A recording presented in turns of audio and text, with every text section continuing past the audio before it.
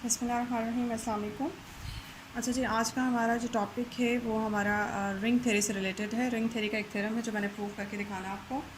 ये मैंने आपके सामने लिखा हुआ है। एन आपके पास एक आइडियल है और किसी रिंग आर का, और आपने शो करना है कि दो सेटों के दरमियान 1 1 ऑन टू मैपिंग एग्जिस्ट करती है। वो दो सेट्स कौन से हैं? पहला सेट जो है वो आर के आइडियल्स का है, ठीक है।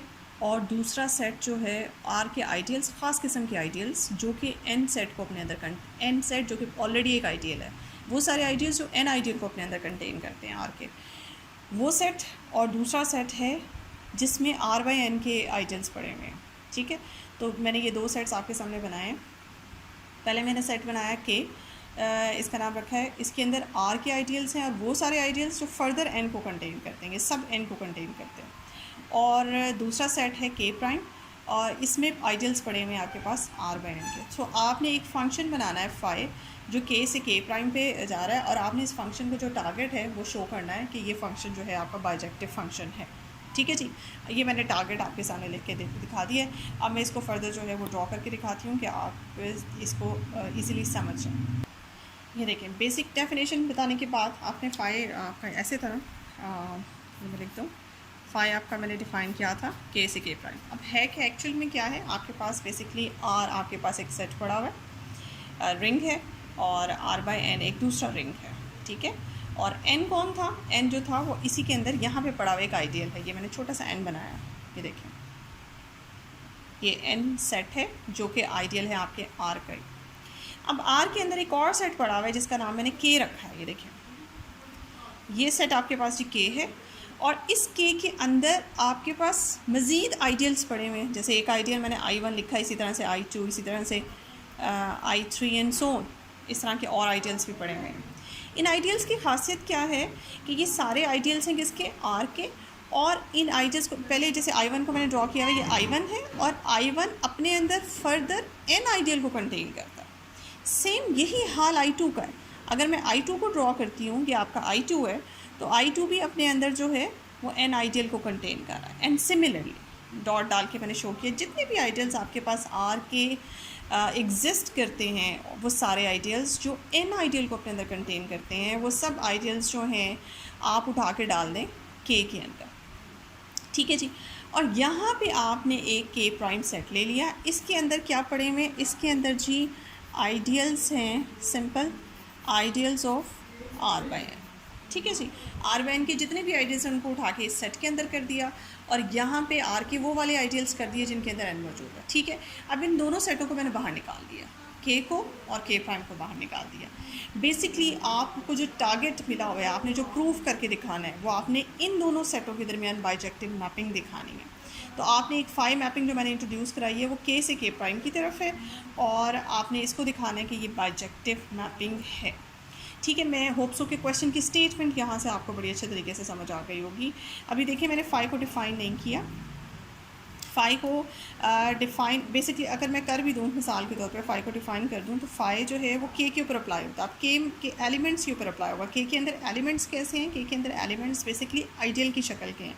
तो फॉर एग्ज़ाम्पल के अंदर आइडियल्स के ऊपर ये अप्लाई होता है, और अप्लाई होने के बाद आपके पास आंसर जो है वो के प्राइम में आता है। के प्राइम में क्या पड़ा हुआ है? के प्राइम में भी आइडियल्स पड़े हुए हैं। यहाँ अभी मैं लिखूँगी नहीं, यहाँ क्या आता है, यहाँ है अभी हमारे पास क्वेश्चन मार्क, इसको फिल करने के लिए कि यहाँ पे क्या आना चाहिए। यहाँ पे आइडियल्स हैं, मैंने यहाँ पे कुछ नहीं बताया कि वो उनकी शक्ल कैसी होगी या रिटन फॉर्म में वो कैसे होंगे। I1 प्राइम होगा मिसाल के तौर पे। अगर आप यहाँ के आइडियल्स को I1, I2, I3 and so on कह रहे हैं, तो यहाँ के आइडियल्स को आप कैसे रिप्रेजेंट कर रहे हैं, तो उसके रिप्रेजेंट करने का तरीका जो है वो मैं आपको बताती हूँ। उसके लिए पहले मुझे थोड़ा सा काम करना पड़ेगा। कैनोनिकल या नेचुरल होमोमॉर्फिज्म का एक अलग से, वैसे तो उसका ज़ाहिर तो नहीं लगता कि ताल्लुक़ है इसके साथ, लेकिन थोड़ा सा हट के थोड़ी सी चीज़ डिस्कस करनी पड़ेगी नेचुरल होमोमॉर्फिज्म की। फिर आपको पता चलेगा कि यहाँ पे जो आइडियल्स पड़े हुए हैं वो लिखने में एक बाई शेप कैसे हैं, तो फिर उसको हम यहाँ पे वापस आके इंसर्ट करेंगे। अभी मैंने इस पर क्वेश्चन मार्क डाला।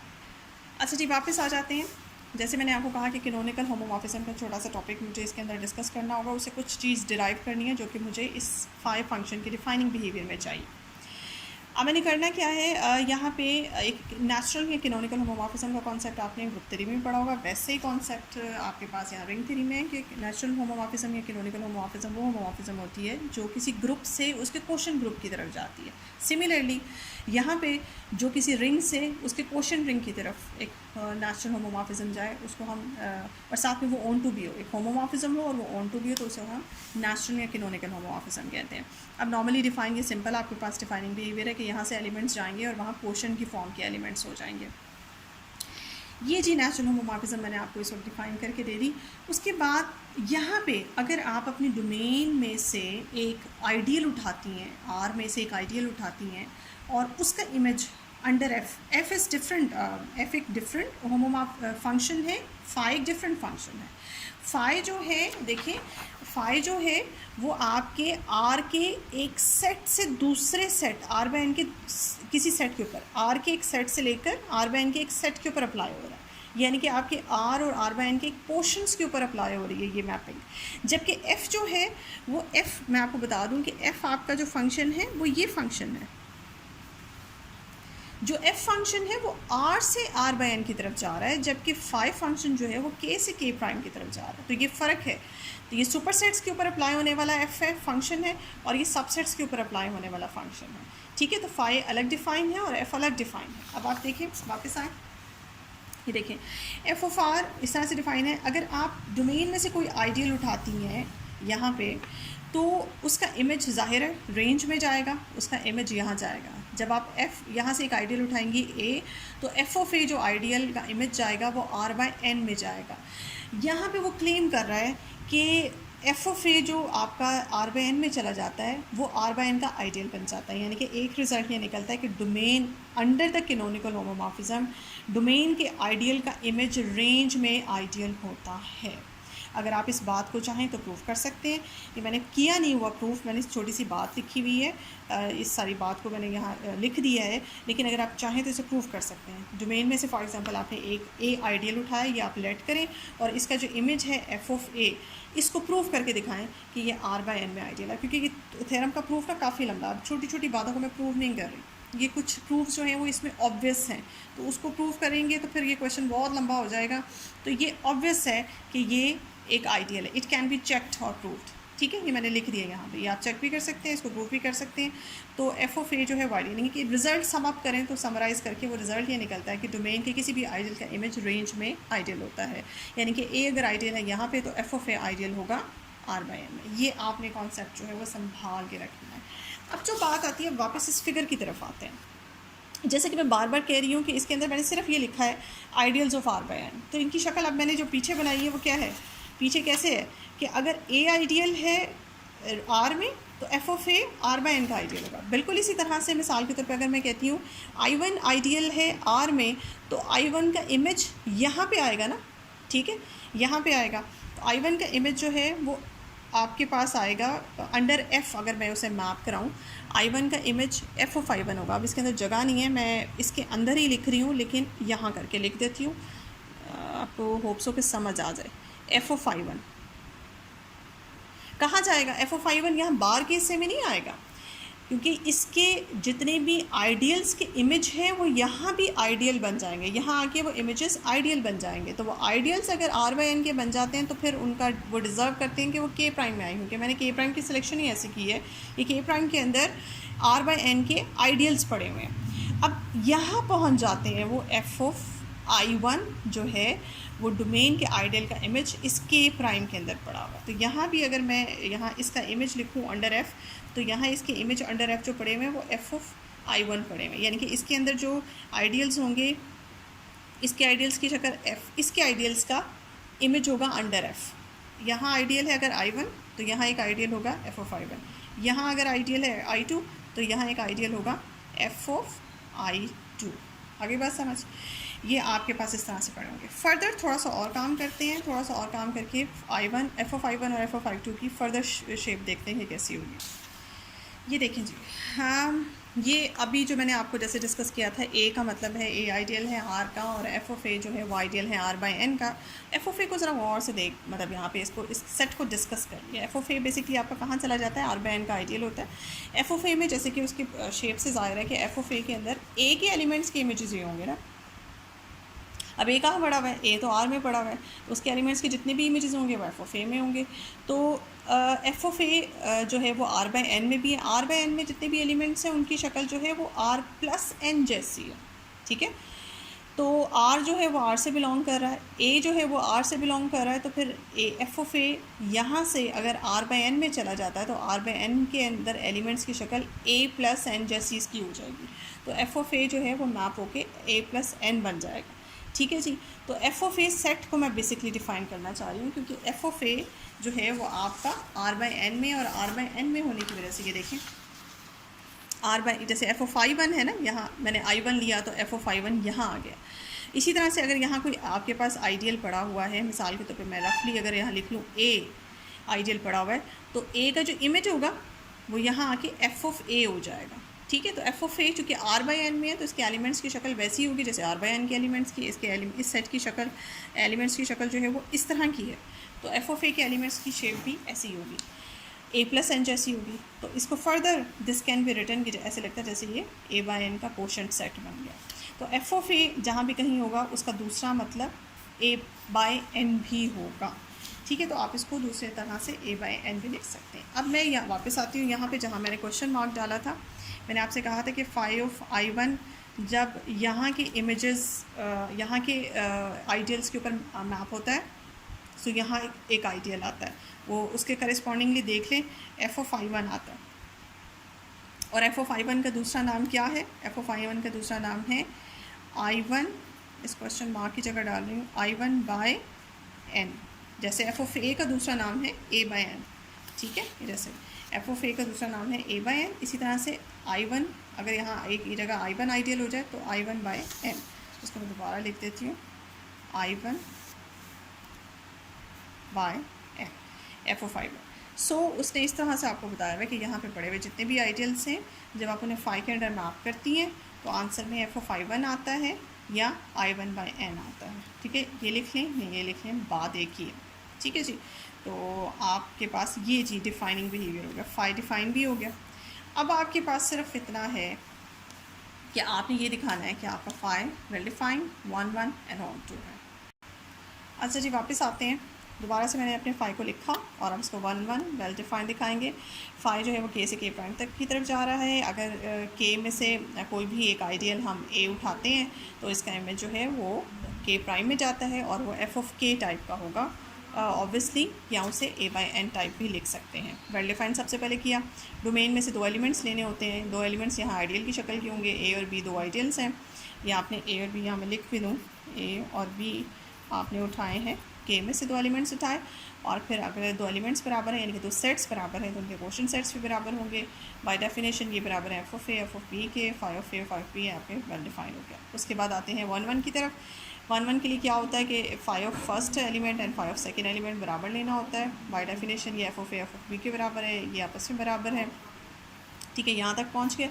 उसके बाद आपने ए में से रैंडमली कोई एक एलिमेंट उठाया तो ऑब्वियसली ए प्लस एन जो है वो आपका ए बाय एन में होगा। ए बाय एन आपने बी बाय एन के बराबर कहा हुआ है तो ऑटोमेटिकली ये एलिमेंट जो है वो बी बाय एन में चला जाएगा। बी बाय एन में जाने के बाद ये एलिमेंट जो ए है बाय डेफिनेशन ऑब्वियसली ये ए बी में चला जाएगा, ठीक है, क्योंकि ये क्वोशंट के एलिमेंट क्या होते हैं, एन तो एन होता है लेकिन जो पहला एलिमेंट होता है वो ऊपर वाले सेट में से होता है। तो ए जो है वो बी में चला गया, रैंडम एलिमेंट तो पूरे का पूरा सेट ए जो है वो बी में चला गया। इसी तरह से ये टेक्निक हम बी के ऊपर अप्लाई कर सकते हैं। तो बी जो है वो आपका सबसेट आ जाएगा, ए बी का सबसेट आ गया और बी जो है वो ए का सबसेट आ गया। तो फाइनली आपका ए जो है वो बी के बराबर हो गया, ठीक है जी। अच्छा जी, ए आपका बी के बराबर हो गया। फाइव जो है वो आपका पहले था वेल डिफाइंड, अब आपका फाइव जो है वो वन वन भी हो गया। तीसरा काम आपका रह गया कि फाइव को आपने जी ऑन टू दिखाना है। ऑन टू दिखाने के लिए अगेन मैं फाइव की जो पिक्चर मैंने ड्रॉ की थी मैं आपको दोबारा से फाइव वो दिखाती हूँ, फिगर से आपको ज़रा जल्दी समझ आ जाएगा।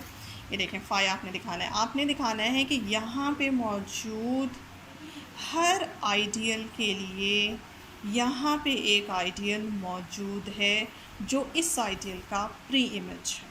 समझ आ रही है?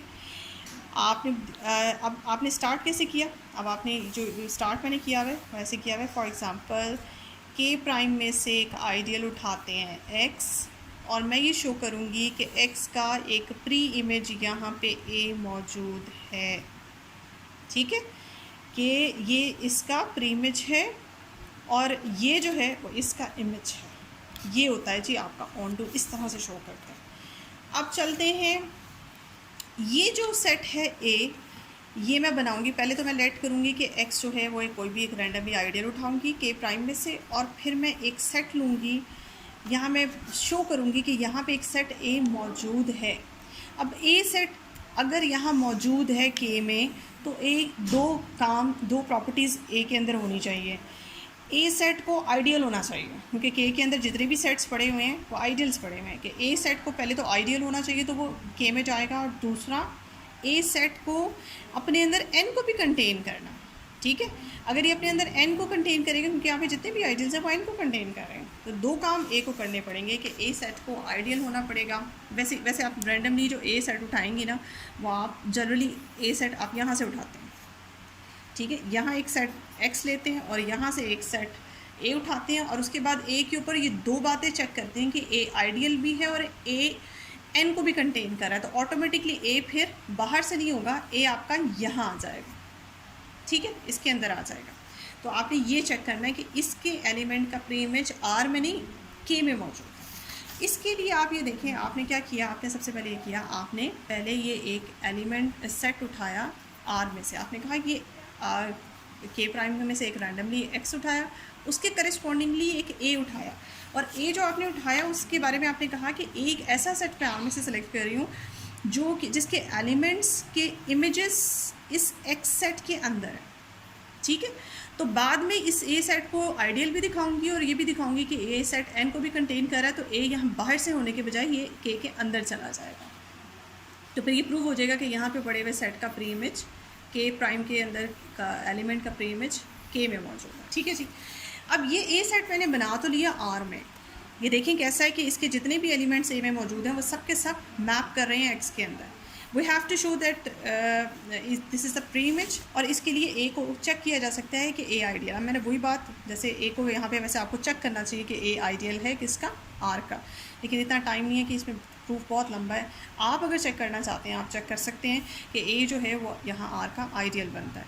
सेकेंडली आपने ये दिखाना है कि ए जो है वो एन को अपने अंदर कंटेन कर रहा है, ठीक है। ये दिखाने के लिए कि आपका ए जो है वो एन को अपने अंदर कंटेन कर रहा है, इसके लिए थोड़ा सा काम आपको ये चेक करना पड़ेगा। कैनोनिकल होमोमॉर्फिज्म जो मैंने शुरू में इंट्रोड्यूस कराई थी उसको दोबारा से देखें। कैनोनिकल होमोमॉर्फिज्म को आपकी आर से आर बाई एन की तरफ थी, ये आपकी होमोमॉर्फिज्म जो है वो ऑन टू होमोमॉर्फिज्म होती है ना, तो चूँकि ये ऑन टू होमोमॉर्फिज्म होती है तो फंडामेंटल थ्योरम इसके ऊपर लग सकता है। तो फंडामेंटल थ्योरम कहता है अगर आपके पास ऑन टू होमोमॉर्फिज्म हो तो फिर आपका रेंज जो है वो आइसोमॉर्फिक होती है R by kernel of F से।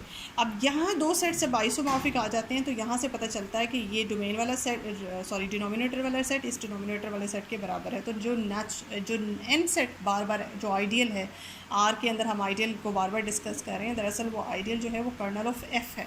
तो ये जो रिज़ल्ट है ये हमने इस्तेमाल करना है। अब देखें, अब मैं दिखाऊंगी कि ए, अब मेरा टारगेट जो है मैं साइड पे लिख देती हूँ, मेरा टारगेट ये है, मुझे दिखाना है कि ए एन को अपने अंदर कंटेन कर रहा है, ये मेरा टारगेट है। तो इस तक पहुंचने के लिए मैंने एन में से एक एलिमेंट लिया, एन चूँकि कर्नल ऑफ एफ के बराबर आप प्रूव कर चुके हैं, तो इसका मतलब है एन जो है वो कर्नल में चला गया। कर्नल के जितने भी एलिमेंट्स होते हैं जब आप उन पर फंक्शन अप्लाई करते हैं, होमोमॉर्फिज्म अप्लाई करते हैं, तो आंसर जो है वो रेंज का ज़ीरो आता है। इस वक्त रेंज हमारी आर बाई एन है और आर बाई एन का ज़ीरो जो है वो ज़ीरो प्लस एन टाइप का है। तो यहाँ पे ज़ीरो प्लस एन आ जाएगा, जिसको फाइनली हम एन भी लिख सकते हैं। अब चूँकि आर बाई एन में से, आर बाई एन के अंदर से ही आपने एक आइडियल उठाया हुआ है एक्स, आपने एक्स उठाया था के प्राइम में से। के प्राइम कहाँ से था, आर बाई एन में से था।